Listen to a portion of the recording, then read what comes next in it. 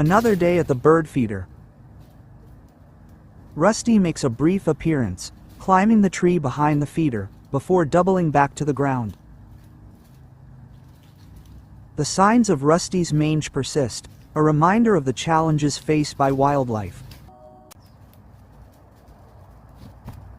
Ruby, the female cardinal, perches gracefully above the feeder, unimpressed by the spread of sunflower seeds. Jasper, the male cardinal, arrives with confidence, enjoying the seeds undisturbed.